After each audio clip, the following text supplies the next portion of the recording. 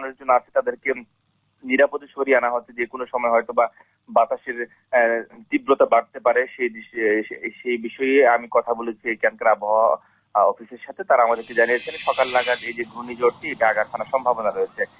সেদিক থেকে মূলত জেলা প্রশাসনের পক্ষ থেকে আজকে বিকেল থেকে মাইকিং শুরু হয়েছে। মাইকিং বিভিন্ন উপকূলীয় এলাকার লোকজনকে নিরাপদ আশ্রয়ে আনা হচ্ছে। আর মাগরিবের আগে থেকেই কিন্তু সেই প্রক্রিয়াটি তারা শুরু করে দিয়েছেন। এবং আরেকটা বিষয় আপনাকে জানাতে চাই, এখানে যেহেতু সেন্ট মার্টিন এবং মহেশখালী আর কুতুবদিয়া তিনটি দ্বীপ রয়েছে কক্সবাজারের, সেই সমস্ত দ্বীপাঞ্চল এলাকার মানুষজন যাতে কোনো ধরনের দুর্ভোগ এবং সমস্যায় পড়তে না হয় সেই দৃষ্টিতে বিশেষ ব্যবস্থা তারা নিয়েছেন।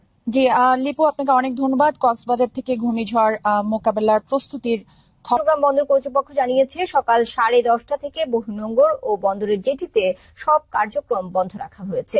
জেটিতে এবং বহির্নোঙরে থাকা জাহাজ থেকে কোনো পণ্য ওঠানামার কাজ চলছে না। তবে জাহাজ থেকে যেসব পণ্য আগে জেটিতে নামানো হয়েছিল সেগুলো ডেলিভারি দেওয়া হচ্ছে। এদিকে লাইটারের জাহাজগুলো নিরাপদ স্থানে নোঙর করা হয়েছে।